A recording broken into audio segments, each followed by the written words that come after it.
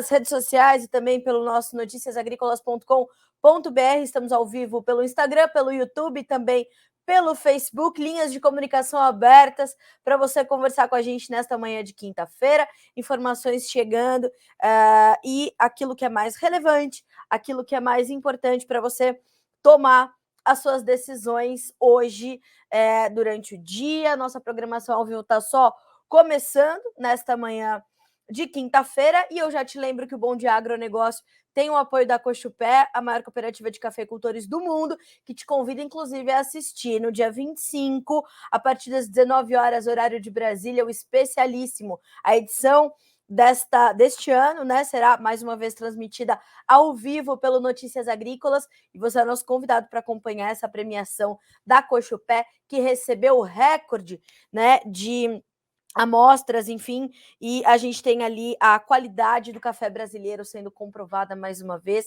e a gente te convida, portanto, é dia 25, a partir das 19 horas, horário de Brasília. Fechado? A gente está te esperando. A Letícia Guimarães está conosco pela redação do Notícias Agrícolas, colhendo ali os seus comentários, tudo aquilo que é importante você mandar para nós. Vá mandando as suas perguntas, as suas dúvidas sobre quais mercados você quer saber, política e economia. A gente vai tentando te responder tudo por aqui. Aquilo que a gente não conseguir responder, a gente vai, claro, direcionar ali para os nossos especialistas e chegar com as respostas para vocês ao longo dos dias. Fechado? E se você gosta dessa abertura de mercado, se faz sentido para você, já compartilha com teus colegas, com teus colaboradores, com teus colegas de trabalho, que é importante a gente levar as informações o mais longe que nós pudermos, ok? Então, volto a dizer, linha de comunicação aberta, tá? Tanto no Instagram quanto no YouTube, vocês podem fazer ali seus comentários e a gente vai direcionando tudo por aqui, certo? Primeira coisa, vamos dar uma olhadinha nos nossos mercados, nas bolsas, né? Vamos fazer o nosso giro de preços ali para ver como é que estão os mercados internacionais. Bom, a gente começa com a Bolsa de Chicago e eu já adianto que hoje é um dia de perda para todas as commodities, todas elas estão no vermelho, tá? Bolsa de Chicago, 14 dólares e 19 centes para a soja, que cai 0,6%, o milho tem 6 dólares e 56 centes, com baixa de 1,2%, o trigo lidera as baixas com 2% de alta, valendo 8 dólares por bushel, redondinhos na Bolsa de Chicago. O farelo de soja também opera em queda, 0,4% de baixa para 402 dólares e 40 centes por tonelada curta, e o óleo de soja lidera as baixas no complexo soja, perde 1,9% agora, já perdeu mais de 2% na manhã de hoje, 70 centes mais 73 por libra peso, tá? Já a gente vai detalhar aqui essas baixas entre as commodities. Bolsa de Nova York. Vamos para Nova York agora. Café, 1 dólar e 55 mais 77 por libra, 1,7% de baixa. O açúcar também perde 1,7% para valer 19 centes mais 93 por libra peso. O algodão, 87 centes mais 28 centes por libra peso, 1,3% de queda.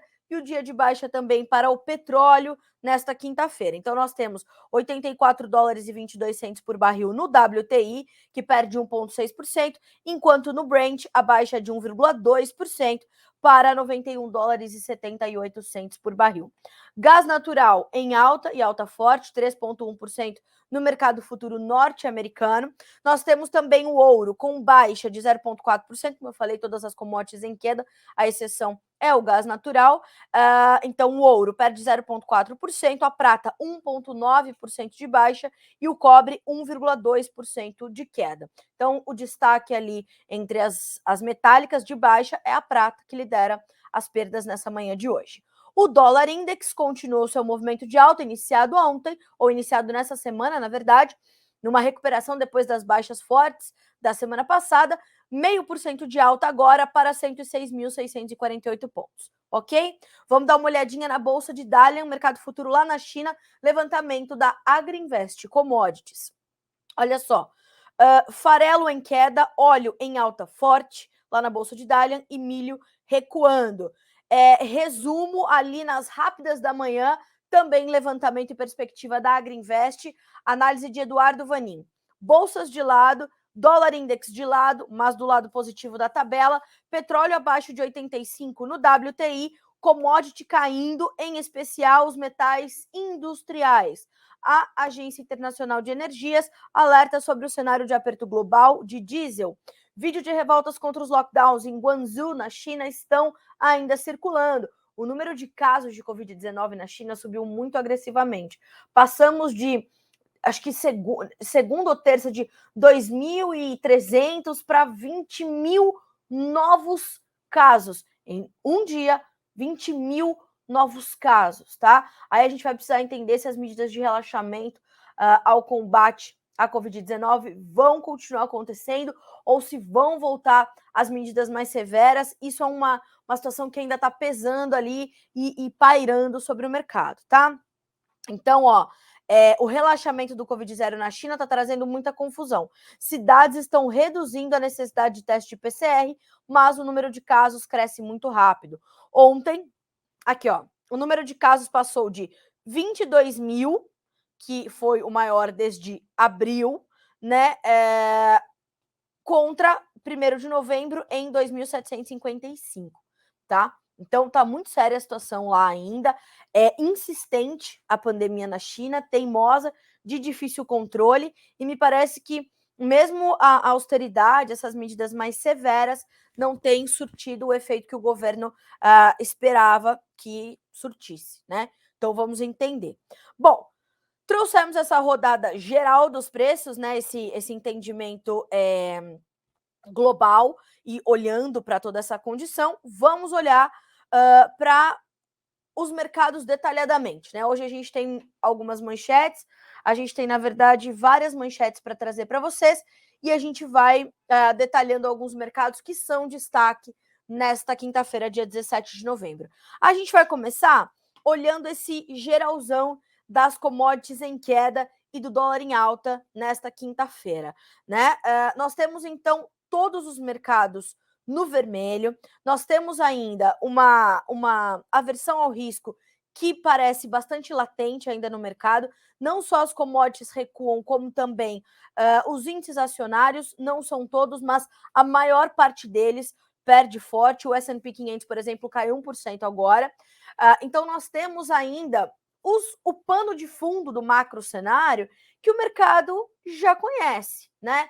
Recessão, dificuldade com o crescimento na China desacelerando, as duas maiores economias do mundo, a guerra da Ucrânia e da Rússia está se escalando, já a gente vai detalhar essa situação, mas hoje o que nós temos é um movimento generalizado de baixas, enquanto o dólar index volta a subir, o que deixa muito claro esse momento ainda de certa aversão ao risco, de certo temor, né, e os investidores partindo ali naturalmente para os ativos mais seguros, certo? Então nós temos essa condição e temos que continuar monitorando, porque isso ainda vai trazer muita volatilidade ao mercado, isso vai deixar ainda os mercados muito nervosos, muito sensíveis. É normal, porque a gente tem, como eu falei, esse pano de fundo do macro cenário segue interferindo muito forte e é um pano de fundo muito claro. É sabido o que está acontecendo, essa movimentação mais preocupante da economia global, com recessão na Europa, com recessão nos Estados Unidos, com a inflação ainda gritante nessas economias e economias mais maduras, economias mais consolidadas. Isso tudo, essa questão dos casos de Covid subindo na China, tudo isso se junta então para manter essa pressão muito agressiva sobre as commodities, tá? Mas Carla, a gente está falando de comida, né, de alimento. Sim, estamos, mas em determinado momento os investidores vão olhar para aquela commodity tão somente como uma commodity, vão ali reajustar suas posições, vão realocar os seus recursos e na sequência eles vão voltando, olhando então para os fundamentos de cada uma delas, dando espaço a cada uma delas para responderem às suas realidades. E há momentos, como é o dia de hoje, onde a financiarização das commodities fala um pouquinho mais alto, vai se migrar para ativos mais seguros, como é a questão do dólar, ou ter uma situação, né, como essa. Então, temos que observar. Fechado? Bom, por que eu estou falando sobre isso? Porque um desses fatores é a questão da guerra. E a guerra entre a Rússia e a Ucrânia, como eu falei, ela deu uma escalada nos últimos dias quando um míssil atingiu uma vila polonesa e, inclusive, deixou 2 pessoas mortas, né, a explosão, e agora estão tentando entender da onde foi que veio esse míssil, né. A princípio, a Ucrânia já naturalmente acusou a Rússia e falou: "Não é russo isso daí", né, com certeza. E aí foi aquela revolta, o mercado de trigo inclusive disparou para cima na terça-feira, né, e nós tivemos toda aquela movimentação. Na sequência, e aí inclusive foi convocada uma reunião de emergência da OTAN, né, e dos seus países membros, a Organização do Tratado do Atlântico Norte, para tentar entender, porque, né, Polônia não, a guerra é Rússia e Ucrânia. Foi chegar na Polônia, matou 2 pessoas, inaceitável, vamos fazer uma reunião de emergência. E a OTAN e a inteligência americana identificaram que não poderia ter sido da Rússia esse projétil, porque a trajetória que fez esse míssil não faria sentido ter vindo da Rússia. E a Ucrânia diz: "Foi da Rússia". E aí Vladimir Putin, Volodymyr Zelensky, todo mundo, né, um acusando o outro, e isso provocou, claro, uma escalada no conflito, é natural e vai acontecer, né. Em casa em que falta pão, todo mundo grita e ninguém tem razão. E esse é o cenário, né, nos 2 lugares. Então, é isso. Eu vou pedir inclusive para o Renan deixar a manchete um pouquinho mais do que a gente está tratando, para o pessoal que está chegando agora saber do que a gente está falando. Então, vamos lá. Nessa sequência, a gente foi ver que a Rússia e a Ucrânia continuam se acusando. Inclusive, a Rússia está acusando a Ucrânia e a Polônia de tentarem causar um confronto entre a Rússia e a OTAN. Vejam aonde as coisas estão chegando. Segundo o embaixador russo, ele fez uma acusação no Conselho de Segurança da ONU nesta quarta-feira, ontem, focando suas críticas no presidente Volodymyr Zelensky e nas suas declarações sobre este incidente. Eles estão tratando esse assunto como um incidente desde o começo. A Rússia acusou nessa quarta-feira a Ucrânia e a Polônia, na Organização das Nações Unidas, de tentarem provocar um confronto direto entre a OTAN, alegando que Moscou foi responsável por um ataque com mísseis em território polonês que matou 2 pessoas. Abre aspas para o embaixador russo Vasily Nebenzia. As declarações completamente responsáveis, disse ao Conselho de Segurança o embaixador, feitas pelos líderes desses 2 países não podem ser interpretadas de outra forma, tá? Então, ele já se posicionou lá na ONU, não gostou nada, porque, né, diz que não foi a Rússia. Ok. No paralelo, o que aconteceu? Isso aconteceu na quarta, né? Na terça. Segunda e terça teve toda essa questão da Polônia. Na quarta teve essa declaração e ontem o mercado já estava recuando. O trigo estava baixando, o trigo caiu tão forte quanto cai hoje e foi levando os demais grãos na carona. Isso aconteceu. E hoje não é diferente. Então a nossa próxima manchete qual é? Trigo vai liderar as baixas lá na Bolsa de Chicago, ao lado do óleo de soja. Mas complementando o nosso comentário sobre o trigo, a gente tem uma outra informação importante. Levantamento também da Agriinvest Commodities. Já saiu na mídia internacional que o acordo para o corredor de grãos foi estendido por mais 120 dias. Ou seja, a oferta de grãos da Ucrânia vai continuar escoando. Escoa com, né, quase que com um funil, os navios demoram mais a ser inspecionados, todo o fluxo está mais contido, mas está acontecendo e tem acontecido desde o acordo para o início do corredor de grãos. Então, esse é um ponto importantíssimo que a gente vai ter que também monitorar. Mais 120 dias de acordo. Por quê? Porque já no dia 22 já vencia esse acordo, que era um outro acordo de 120 dias. Deu dia 22, vamos então renovar mais 120 dias. Isso vem pressionando então os futuros do trigo, que cedem mais de 2% na Bolsa de Chicago. Vamos agora abrir aqui as cotações e detalhá-las para vocês. Ó, trigo perde de 14,75 a 16,5 pontos aproximadamente nos principais contratos. A gente está falando do dezembro, com 8 dólares e 1 cento por bushel, março, 8 dólares e 21, o maio, 8 dólares e 32 e o julho, 8 dólares e 36. Então a gente já vê os preços do trigo nos níveis pré-guerra, porque esse corredor foi ali fazendo a manutenção do fluxo e mesmo que não seja muito, está fluindo a oferta de grãos da Ucrânia para o mundo.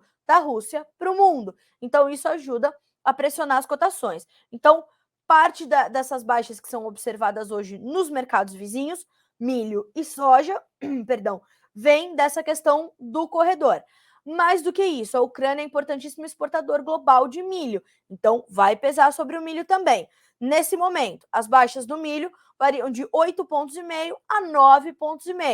Dezembro, 6 dólares e 56, março, 6 dólares e 58, maio, 6 dólares e 57, julho, 6 dólares e 52 centos por bushel. Então, nós temos essa condição para o mercado de milho. Além do que, para o milho, a gente ainda contabiliza a safra norte-americana que está sendo colhida, já a reta final. Ah, mas é uma safra menor. Sim, mas ela está aí disponível para o mercado, certo? A gente tem as vendas, né, que hoje, inclusive, serão atualizadas, as vendas semanais para exportação dos Estados Unidos pelo USDA, né? Em mais uma hora a gente tem esses números. E a gente tem visto que as exportações de milho, elas estão um pouco mais travadas do que nós vimos, por exemplo, na soja, as coisas fluírem melhor.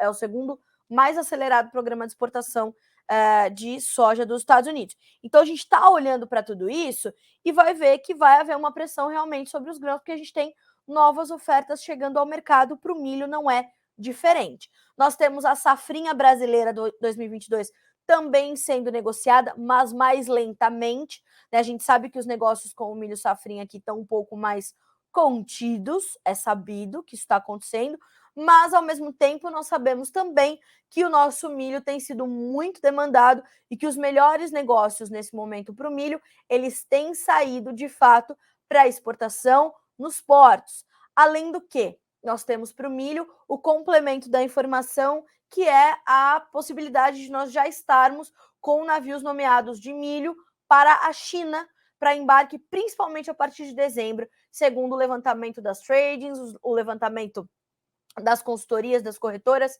enfim, aquelas informações de bastidores, né? Porque no line-up a gente tem algumas divergências ali, então vamos acompanhar, vamos entender. Mas, de qualquer forma, a gente está com isso na conta e isso também está aparecendo no mercado. E, de fato, nós temos uma competitividade importante aqui do milho brasileiro nesse momento, mas como vai chegando o milho americano, né, e vai chegando um pouco mais barato porque a colheita está em andamento, enfim, a gente vai ter essa situação, tá? Estamos acompanhando, estamos de olho. Bom, então milho caindo na Bolsa de Chicago também nesta quinta-feira. Mais do que isso, vamos dar uma olhadinha na B3, os negócios já estão funcionando por aqui. O janeiro sobe para o milho na B3, Mercado Futuro do Brasil, 0,3% de alta, R$ 87,50 por saca. Sobe também o contrato março, 0,2% de ganho para R$ 90,64. Já o maio e o setembro caem. O maio cai um tiquinho, 0,01% para R$ 89,95 por saca. E o setembro, R$ 88,21. Bom, falamos de trigo, falamos de milho. Qual é o outro produto que lidera as baixas na Bolsa de Chicago nesta quinta-feira? O óleo de soja. O óleo perde 2% na manhã desta quinta-feira, no contrato mais negociado, que é o dezembro agora, né? Que tem sido o dezembro. Então, a gente tem que olhar para isso, entendendo que a gente tem um mercado ainda dos óleos vegetais um pouco confuso. A gente tem um aumento do esmagamento de soja nos Estados Unidos em relação a setembro. O esmagamento de soja em outubro cresceu 17%, as margens do óleo estão positivas e o óleo subiu forte nos últimos dias, então passa por esse momento de correção. De outro lado, tem a pressão do petróleo. O petróleo hoje cai mais de 1%, vai dar espaço para esse recuo no óleo de soja também. E ao recuar, né, o que nós podemos perceber é que a gente observa uma pressão, naturalmente, sobre o farelo e sobre o grão de soja, né? Então, a soja em grão, neste momento, ela perde, vamos checar aqui atualizado, de 10,5 a 11,5 pontos, né? Então, a gente está falando de janeiro com 14 dólares e 18 centos por bushel, março com 14 dólares e 23, maio com 14 dólares e 30, julho com 14 dólares e 32 centos por bushel. Então, permanece esse recuo do óleo, né, seguem as baixas e seguem as pressões sobre, portanto, o complexo soja de uma forma geral, tá? Então, mantém-se essa pressão sobre os futuros de soja, milho, soja, farelo e óleo, ok? Bom, sim, temos essa pressão. Aliás, quero trazer também essa informação do Eduardo Vanin, analista da Agriinvest, sobre a queda dos futuros agrícolas na Bolsa de Dalian. Veja, os futuros do farelo recuam com a expectativa de crescimento do número de navios embarcados nos Estados Unidos. De fato, os embarques aceleraram nas últimas 4 semanas. A China embarcou nos Estados Unidos um total de 7,5 milhões entre a semana do dia 13 de outubro e a semana do dia 3 de novembro. Na Argentina, a China embarcou 2 milhões de toneladas e no Brasil 1,3 milhão. Toda essa soja deve chegar à China entre 15 de dezembro e 15 de janeiro, o que vai acelerar o processamento. O mercado, lá na frente, já começa a antecipar a regularização da oferta de farelo e óleos, então isso ajuda a pressionar, tá? E parece que o apagão de farelo acabou. A China também tem recebido muito óleo de palma. O estoque de óleo de palma nos portos mais do que dobrou em 2 meses para 770 mil toneladas, passando os estoques de óleo de soja. Carlinha, por que você está trazendo essa informação? Pelo seguinte, neste momento, a China está sem farelo. A China está sem matéria-prima. A China ainda precisa vir a mercado para fazer algumas compras para garantir os seus embarques, os seus recebimentos e o seu abastecimento no começo de 23. E isso parece que já está acontecendo. Viram o que eu falei aqui? Embarques na China, na Argentina, 2 milhões de toneladas. No Brasil, 1,3 milhão. Nos Estados Unidos, de 13 de outubro a 3 de outubro, 7,5 milhões de toneladas. Porque a soja americana, naturalmente, é mais barata agora também, né? Então, o que está acontecendo? Nesse momento, a China está sem farelo e a China está sem soja bastante para esmagar e para ampliar esses estoques. Mas lá para diante, como a China veio se antecipando, porque não se antecipou no final ali do primeiro semestre, começo do segundo semestre desse ano, e é por isso que não tem matéria-prima para esmagar agora para fazer esse farelo, não tendo se antecipado nesse período, se antecipa agora para ter esta soja no final de 22, começo de 23, para regularizar essa questão do apagão de farelo, né? Então faz esse movimento a China, vem fazendo algumas compras, o USDA reportou algumas compras no final da semana passada, então tudo isso está na conta, né? Como é que a demanda chinesa vai se comportar?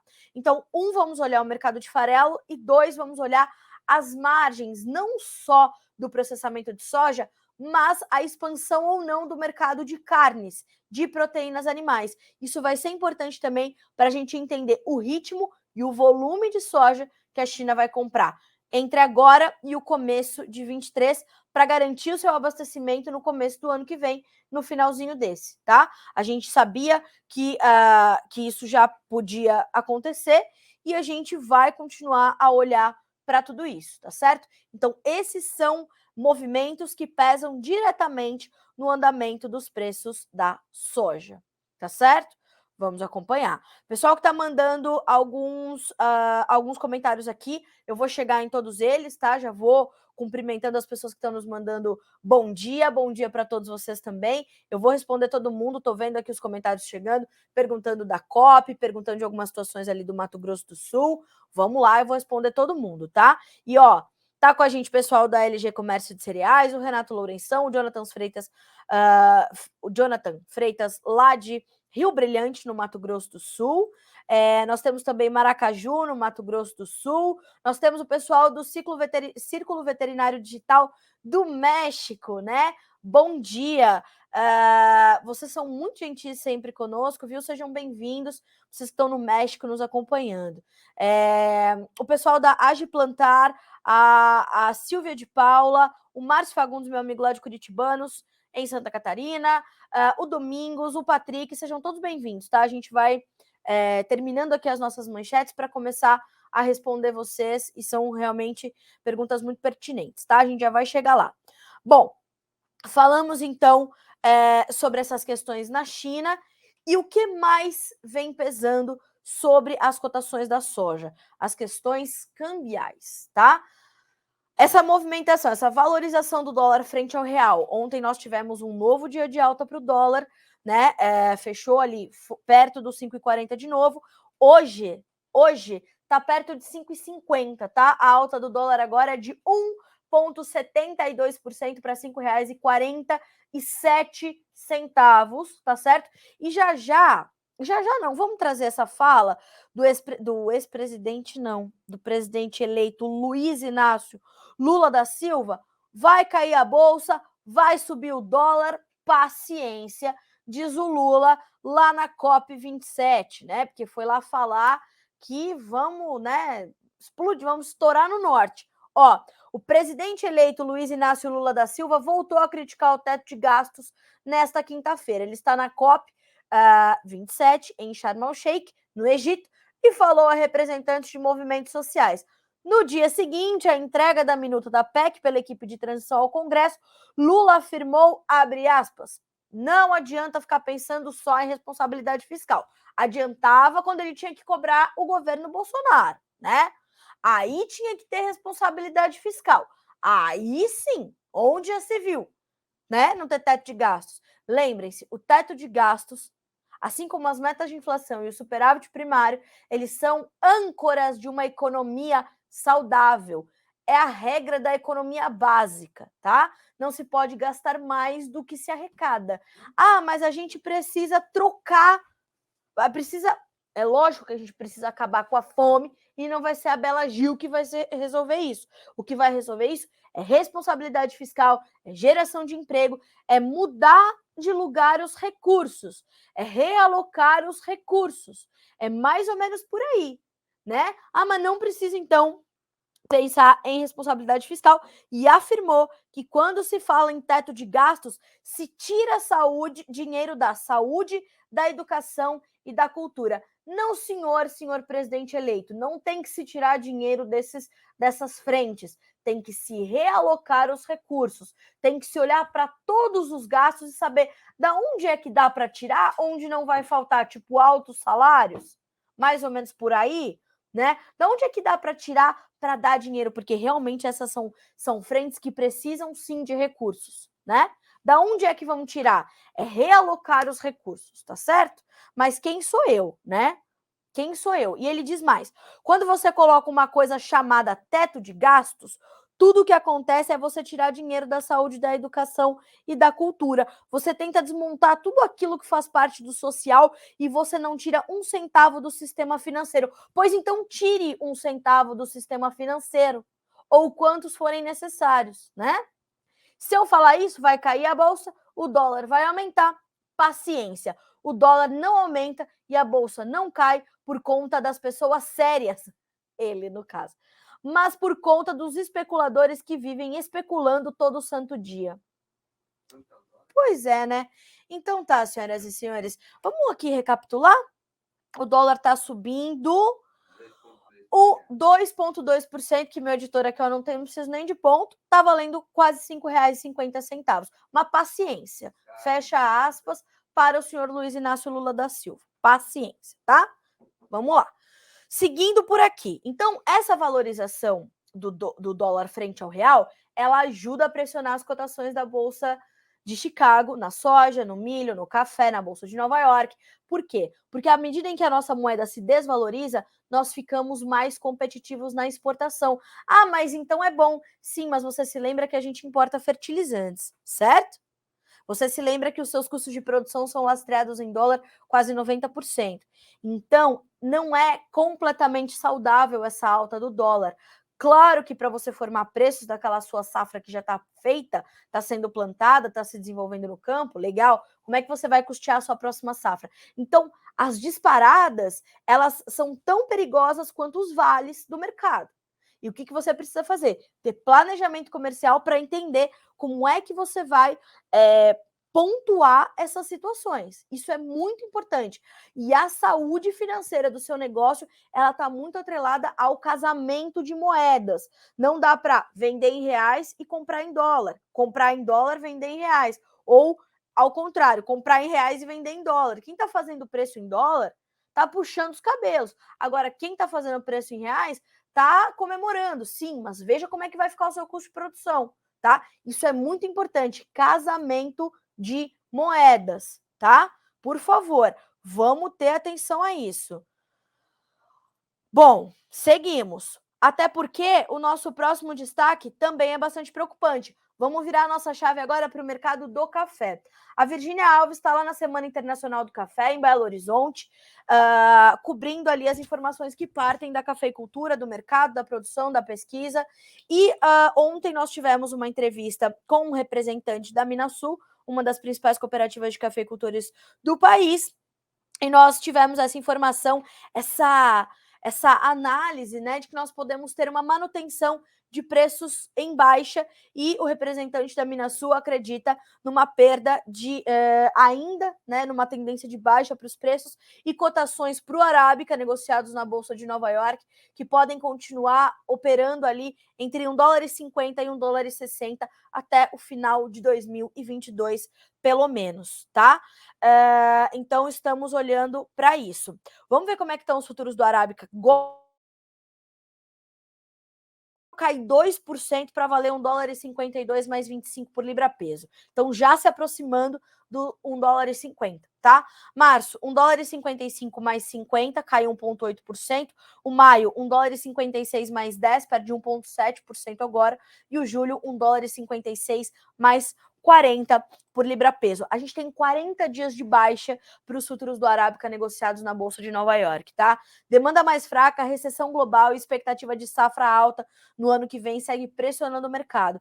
Essa safra alta que me preocupa, porque já vai ser um ano de bienalidade baixa e vai ser um ano onde a gente já vai carregando alguns problemas climáticos, mas essa expectativa de que teremos uma recuperação, né, ou pelo menos essas informações chegando ao mercado internacional, ajudam a manter a pressão sobre as cotações, tá? Então vamos acompanhar, porque o mercado de café ainda tem muitas surpresas, e o Eberson Sastre, que é gerente de mesa da operação da Minasul, conhece tudo de mercado, falou sobre isso. Inclusive, sugiro que você recupere este conteúdo, tá? Ó, menu, vídeos,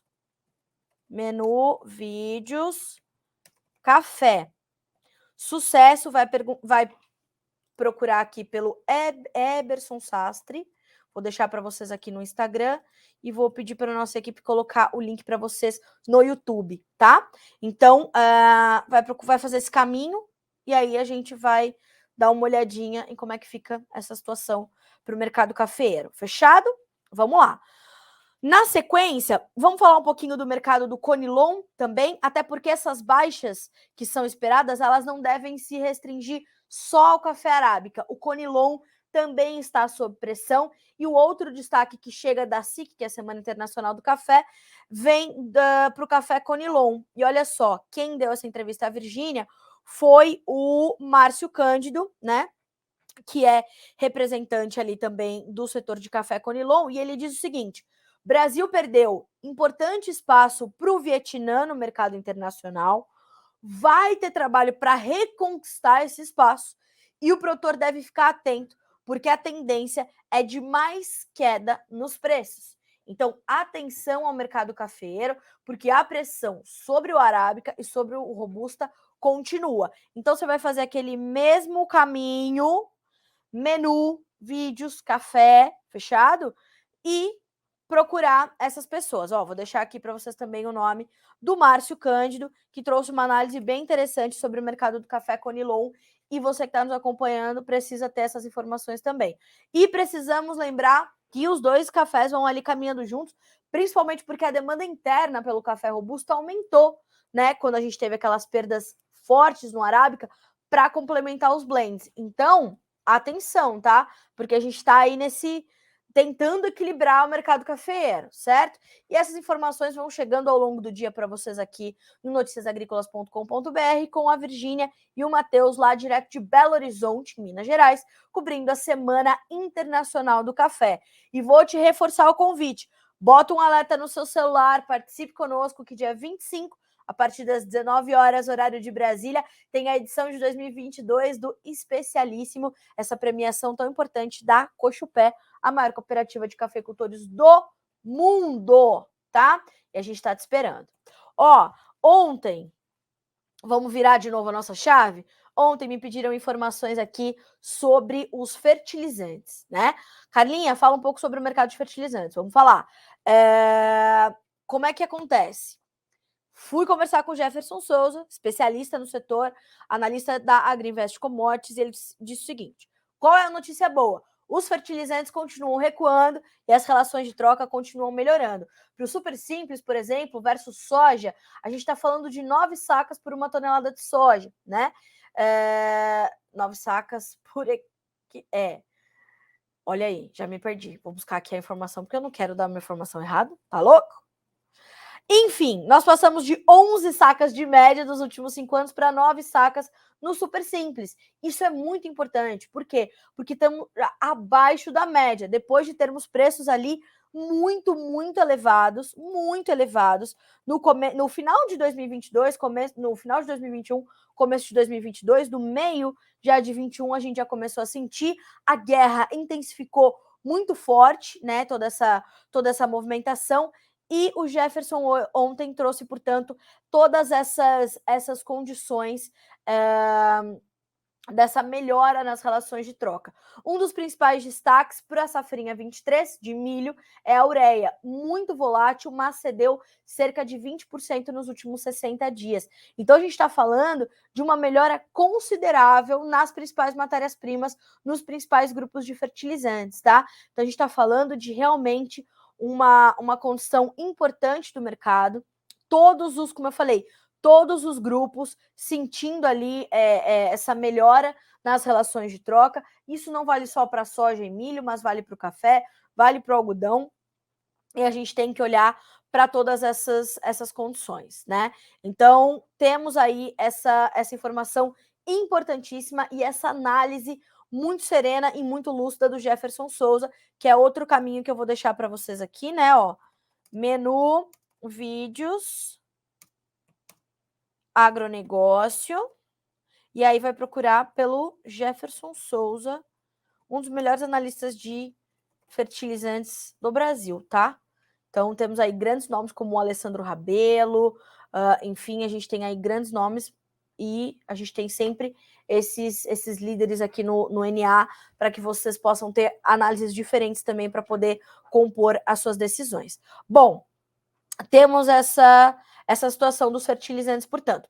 E uma outra pauta que o Jefferson trouxe foi a questão da taxação dos fertilizantes pela Rússia, né?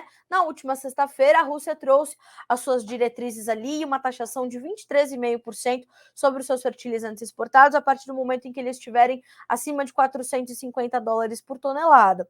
O que é bem interessante da gente monitorar e observar, por quê? Porque nós temos que entender que quando a gente olha para tudo isso, a gente vê uma Rússia que pode começar a equilibrar os preços, né?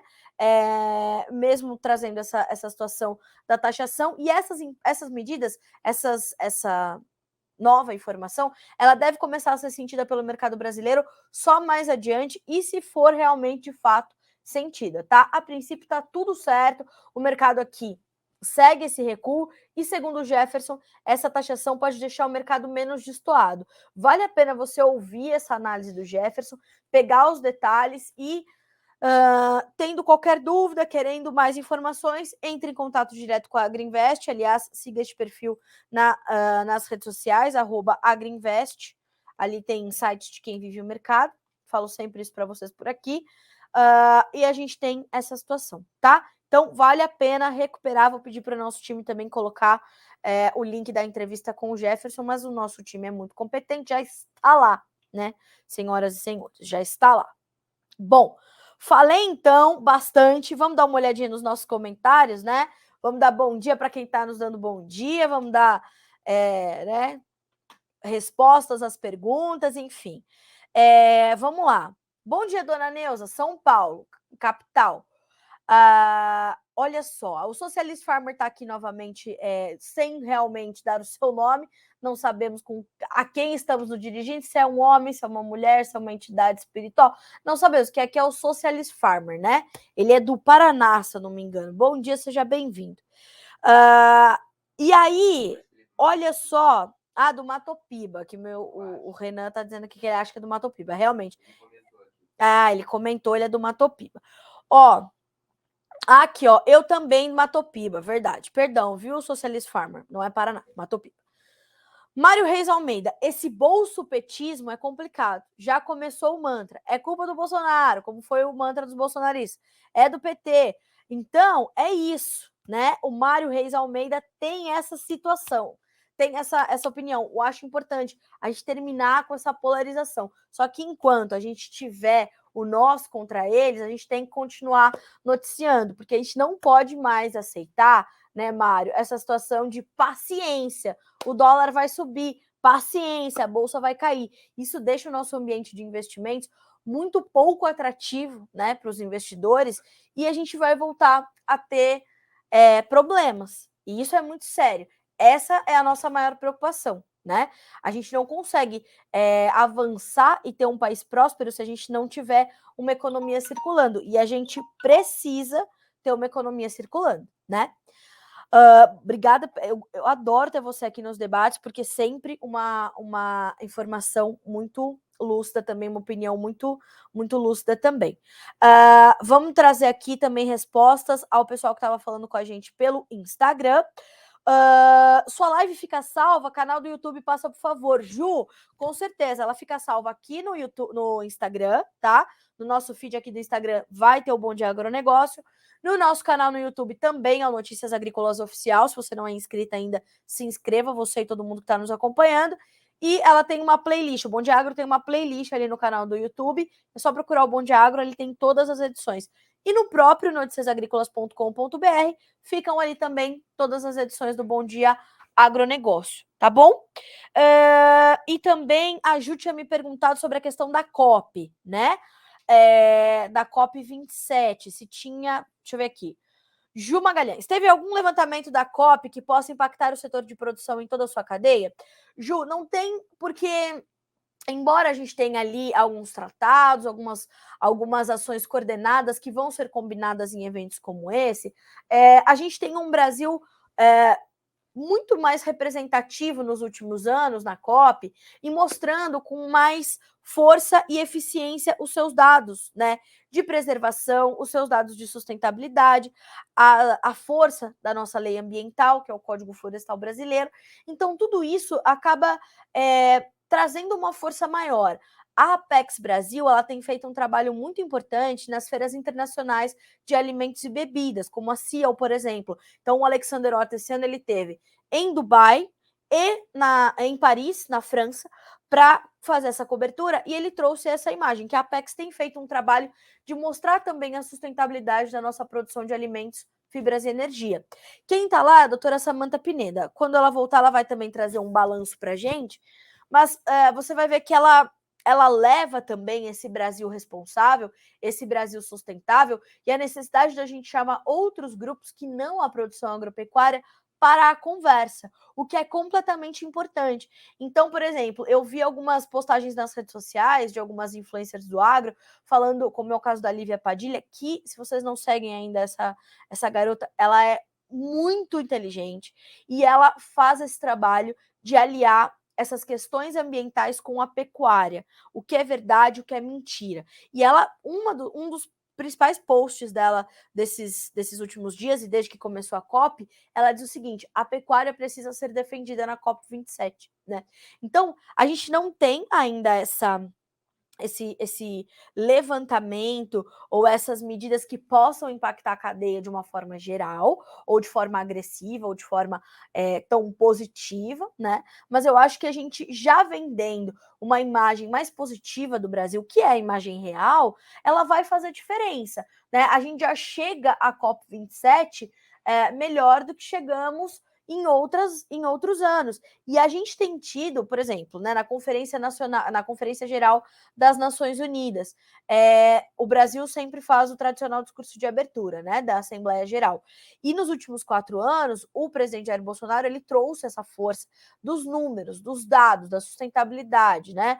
Aí as pessoas vão tentar desmentir, mas os dados não são do presidente e do governo Bolsonaro. Os dados são do Brasil. Então, são os dados da Embrapa, são os dados, né, do Ministério da Agricultura, do Ministério do Meio Ambiente, são os dados do INPE, né? São os dados ali que mostram, né, a nossa sustentabilidade. Então, esses dados, eles começam a ganhar mais peso e mais relevância. A doutora Samantha Pineda sempre fala da necessidade que nós temos de assumir um papel de protagonistas na questão ambiental, e não só de coadjuvantes ou de antagonistas. Somos parte da solução e não do problema, né? Então, nós aqui temos inúmeras técnicas responsáveis de produção, como é o programa ABC, né, o programa de agricultura de baixo carbono, como são todos os nossos biocombustíveis, o Renova Bios. A gente tem um mercado, a gente é credor, né, do mercado de carbono, a gente não é devedor, né? A gente tem um papel nesse mercado de carbono determinante, né? Então a gente chega a essas discussões como protagonistas, a gente só precisa assumir esse papel, né? E a gente tem feito isso de forma muito mais eficiente nos últimos anos, tá? Então acho bem importante a gente trazer essa perspectiva, né? Acho que isso é importante e faz parte desse desenvolvimento que o Brasil precisa passar. Só a gente ficar, porque o que acontece, né? A gente fica muito focado na questão do desmatamento. Não estou dizendo que não devemos nos focar, tá? Pelo amor de Deus. A gente tem que zerar o desmatamento legal. Isso é um ponto de concordância e tem que ser um discurso uníssono. Mas as discussões ambientais sobre o Brasil e sobre as tais mudanças climáticas, que são o foco da COP, elas precisam se espalhar mais. Elas não podem ficar concentradas ali na questão do desmatamento. Elas precisam levar a outras questões que vão, inclusive, ajudar a reduzir o desmatamento. Tá? Quando a gente estava na corrida presidencial e o Bolsonaro e o Lula no debate falaram sobre o desmatamento, o Lula pôs um número, o Bolsonaro rebateu e falou no debate, dá um Google. Nós tivemos uma puxada na busca por informações de desmatamento fortíssima. Por quê? Porque as pessoas hoje querem entender para poder responder, né, com responsabilidade. Então, é mais ou menos por aí. Então, a gente está de olho nisso. Complementando essas questões, dessas discussões, eu vou puxar aqui o comentário do Cássio. O pessoal do MST já está ameaçando invasão em massa. Verdade, a Veja deu, inclusive, em manchete que o MST já tinha anunciado 2 invasões em fazendas da Bahia, e hoje às 14 horas, horário de Brasília, a gente vai entrevistar o Dr. Albenir Cherubini e o Dr. Wellington Gabriel para falar sobre essas questões, tá? Bota aí outro alarme no seu celular. 14 horas, ao vivo, horário de Brasília, vamos falar de invasão de propriedade, quais as medidas jurídicas e contenciosas e preventivas que o produtor pode fazer para ter mais proteção para passar por esse momento, e também os últimos pronunciamentos do ministro Barroso sobre essas questões. 14 horas, horário de Brasília, tem então o Dr. Albenir Cherubini e Dr. Wellington Barreto para a gente falar sobre isso, tá? É uma pauta importante, é a pauta do momento, e realmente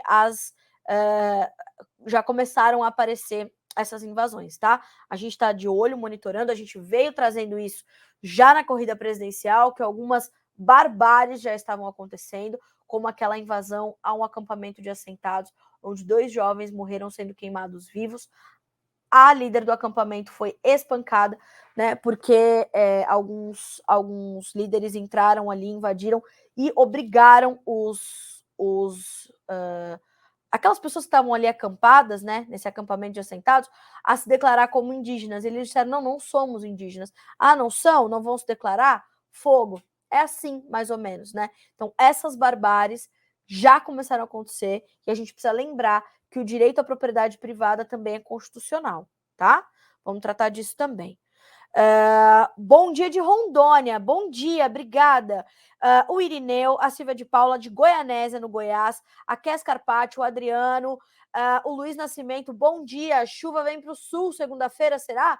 Vamos dar uma olhadinha.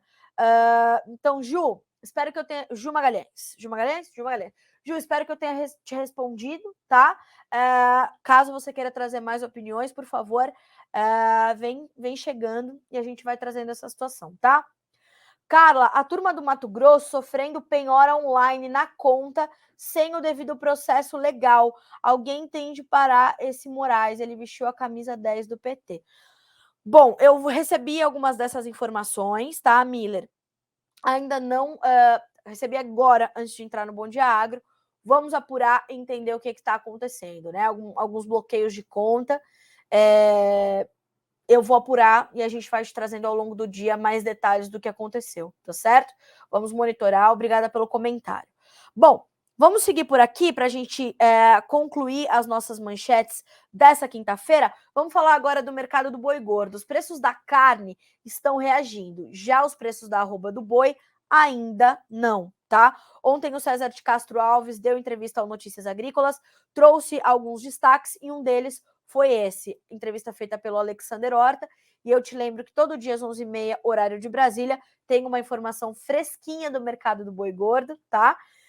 Então, carne no atacado reage, melhoram as margens dos frigoríficos, mas alta ainda não chega no boi gordo. Diferença entre o preço pago pelo boi casado e o boi gordo é positiva em novembro, com margens de quase 6% para os frigoríficos. Então, começa um movimento. Esse movimento de reação da carne era esperado, vem se confirmando, e a gente está olhando para isso, tá? Mas, como eu falei, ainda não chega efetivamente ao preço da arroba. Por isso, a gente vai dividir com vocês aqui algumas referências do aplicativo AgroBrasil, aquele aplicativo que te ajuda ali a registrar os seus negócios e trazer mais fidelidade aos preços, né? Preços de negócios efetivados. Então, vai baixar já essa ferramenta AgroBrasil com Z de Zebu, certo?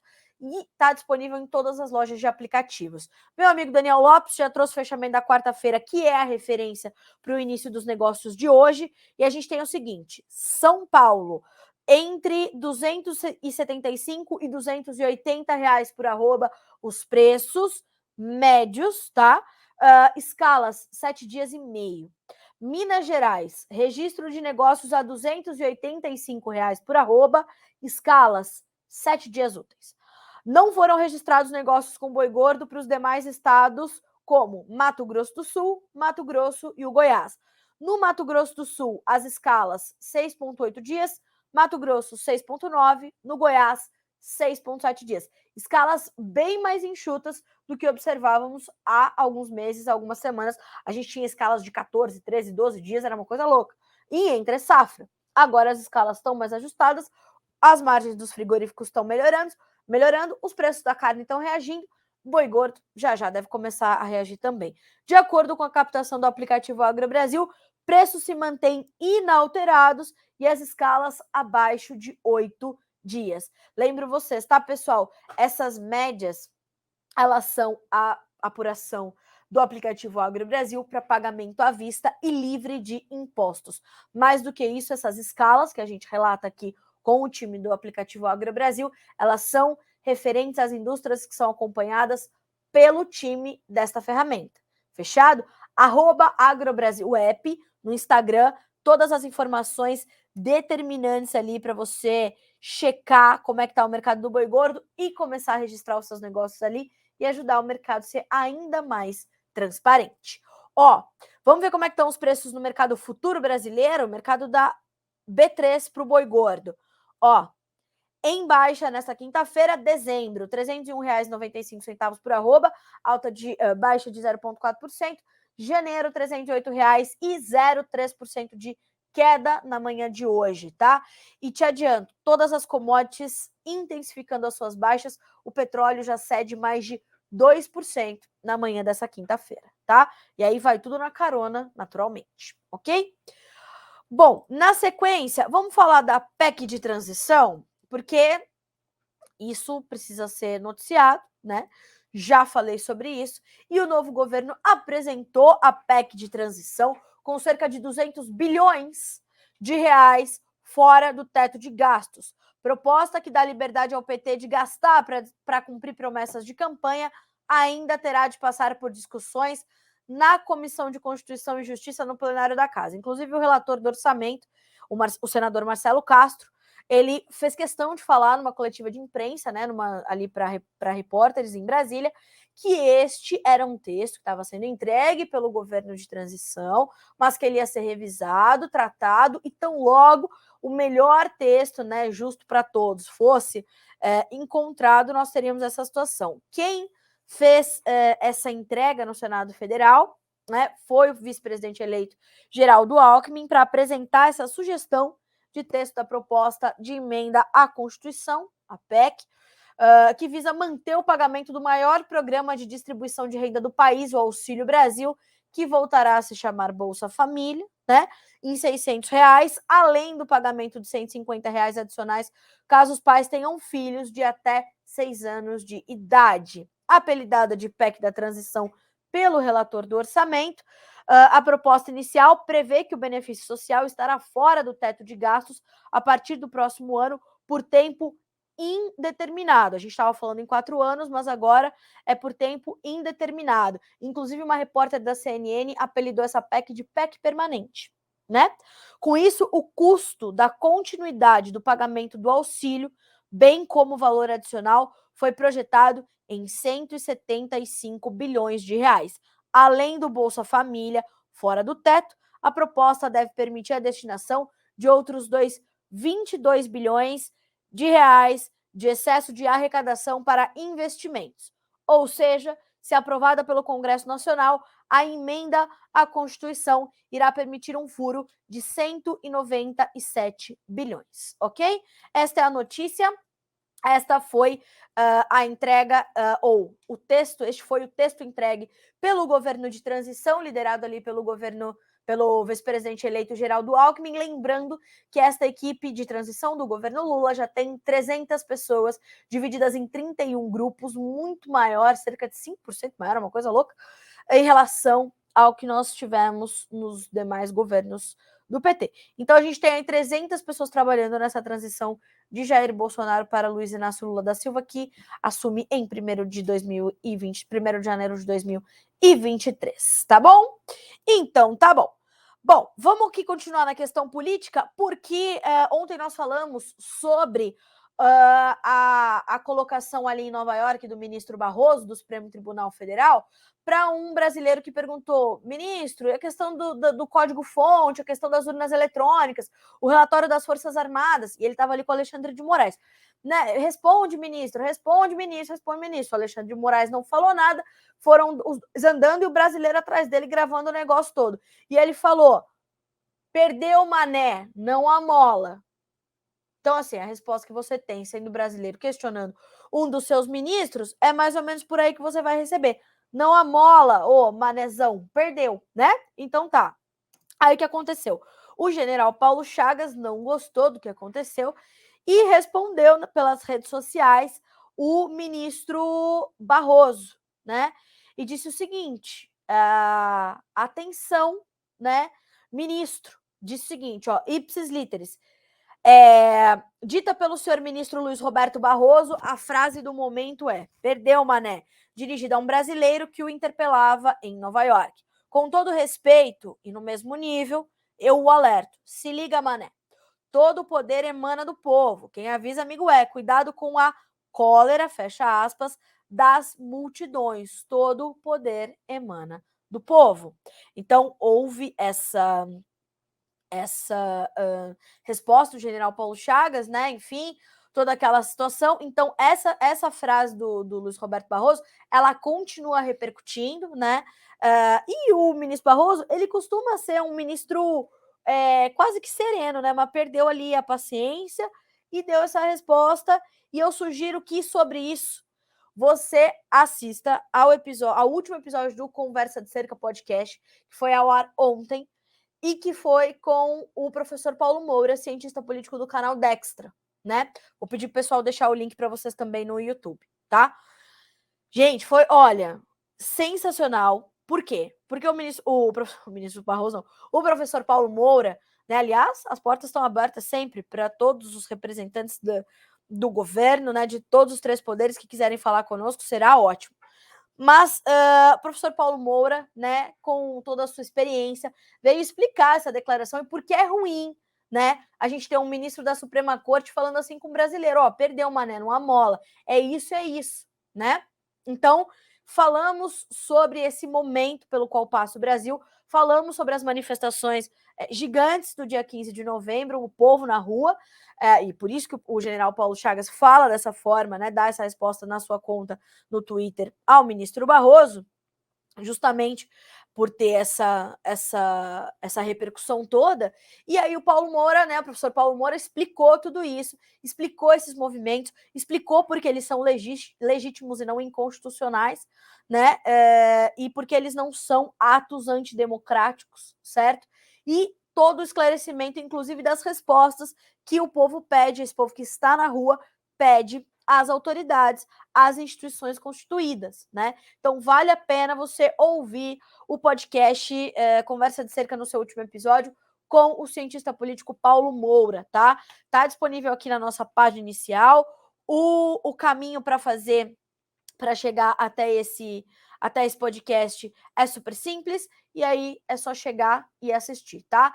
Tem no YouTube, no nosso canal Notícias Agrícolas Oficial, tem no Notícias Agrícolas e tem em todas as plataformas de áudio, se você quiser só ouvir também a nossa conversa. Fechado? É só procurar Conversa de Cerca nas plataformas de áudio e estão todas elas lá. Fechado? Bom, para a gente fechar, eu vou responder algumas pessoas e já trazer algumas manchetes da questão climática. Ontem, em entrevista ao Notícias Agrícolas, o meteorologista Francisco de Assis Diniz, que é não só meteorologista, mas consultor em clima, disse o seguinte, ó, centro-sul do Brasil permanece seco nos próximos 5 dias e chuvas retornam no início da semana que vem, mas de forma irregular nos estados do sul. O pessoal perguntou, né? Então, ó, próximos 5 dias, tempo seco no centro-sul do Brasil e as chuvas chegando de forma irregular no sul do país. Corredor de umidade na metade norte do Brasil deve persistir e Matopiba contará com bons volumes de chuva até o final de novembro. Recupera essa entrevista também do Assis, tá? Menu Vídeos Clima, sucesso, vai assistir a entrevista completinha na íntegra e vai colocar tudo ali no seu planejamento para que a sua safra corra bem. Fechado? Senhoras e senhores, são 9 horas e 57 minutos pelo horário oficial de Brasília. E olha só, o Socialist Farmer, ele tá dizendo aqui, ó, MST não invade, eles ocupam terras que não têm função social, terras abandonadas, tá certo. As propriedades privadas que foram invadidas eram propriedades privadas. Não temos mais, não temos é muito sério dizer, mas hoje as terras improdutivas, elas estão muito menores do que quando começou o movimento dos trabalhadores sem terra, viu, Socialist Farmer? Né? Então, sim, tem invasões em propriedades privadas. A propriedade privada é um direito constitucional e eu convido você para estar conosco no debate às 14 horas, horário de Brasília, com o Dr. Albenir Querubini e Dr. Wellington Gabriel, para a gente falar sobre isso e sobre essa verdade, né? Colocar essa é a verdade, né? Qual será a verdade, não é verdade? E o MST, não se esqueçam que há pouco mais de 10 anos invadiu uma fazenda de pesquisa aqui no interior de São Paulo, destruindo milhares de hectares de pesquisa, eucaliptos, pé de laranja, foi uma tristeza. E falou que foi o MST, né? O MST e outros movimentos sociais têm vídeos que depois foram apagados, mas estão no Notícias Agrícolas, né? E fotos. Invadiram a sede da ProSoja em Brasília, da ProSoja, da Abramilho, né? E depredaram. E são, além do movimento, outros movimentos, né? Então, infelizmente, a verdade, ela é muito frágil nesse caso, tá? Então, a gente vai precisar entender o que diz a lei e o que está acontecendo. Fechado? 14 horas, horário de Brasília, eu tô te esperando. Bom dia, Carla. Dá tempo de falar sobre imposto do agro em Goiás? Falo de Itajaí, Santa Catarina. Dá. O Murilo Murakami dizendo que é revoltante esse seu comentário. É isso aí, tem que estudar mais. Sempre a gente pode aprender mais, né, Murilo?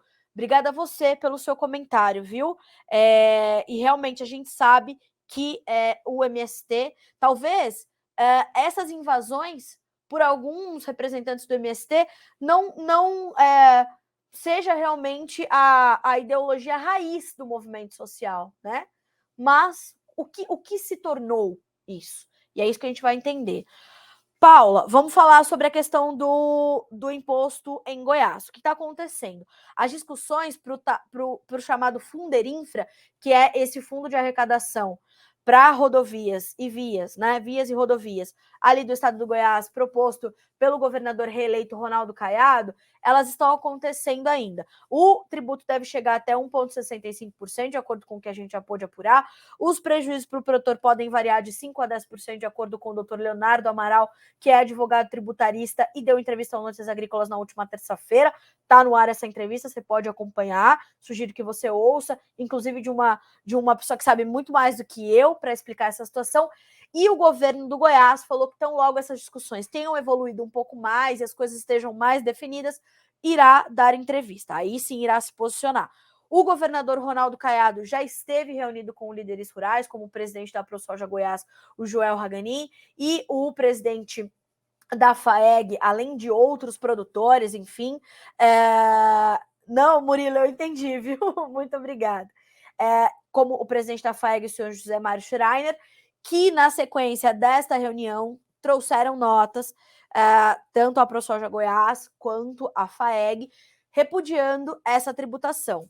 O governo diz que não é um tributo. O governo diz que o pagamento vai ser facultativo, enfim, mas sempre tem uma brechinha ali que pode colocar o produtor numa situação, né? Pagou, não pagou. A gente lembra da questão do Fundo Rural, algumas pessoas pagaram, algumas instituições, algumas cooperativas pagaram em juízo esse tributo. Então, ele faz essa analogia. Então, até agora o que a gente sabe é isso, tá? Então, houve realmente essa proposta pelo governador Ronaldo Caiado, reeleito para o estado do Goiás. Esse tributo pode chegar até 1,65%, prejuízo de 5% a 10%, e porque repudiam essa tributação as instituições de classe do governo do agro goiano, porque há um aumento da carga tributária sobre um setor que já é bastante onerado e que só é competitivo porque, de fato, tem algumas questões ali tributárias para poder produzir mais e entregar alimento mais competitivo ao povo brasileiro e ao mundo. A nossa competitividade, ela parte ou ela passa por isso também. Então, ali estão explicadas todas essas situações, tá? Até esse momento, são essas as informações que tá nessa situação. E, Socialist Farmer, obrigada por gostar de mim. Eu não estou usando fake news e não vai ser você que vai falar se eu estou usando ou não, certo? O que a gente está dizendo aqui? Aconteceu. O que aconteceu vai ser relatado, certo? Então, os juízes da internet estão aí, né? E assim não dá para ser. Vamos tratar com a verdade. E a verdade não são os juízes da internet que vão determinar. Fechado? 10 horas e 3 minutos, senhoras e senhores. Vamos encerrar por aqui o nosso Bom Dia Agronegócio dessa quinta-feira. 2 horas estou te esperando para tratar da questão da propriedade e das medidas judiciais que o produtor pode ter já na conta caso sofra uma invasão ou algo nesse sentido. Vamos falar também sobre as últimas declarações do ministro Barroso em relação a isso. E a nossa programação continua para que vocês sejam sempre os produtores e profissionais do agro mais bem informados do Brasil. Amanhã a gente se encontra aqui de novo no Bom Dia Agronegócio. Fechado? Boa quinta-feira, bons negócios.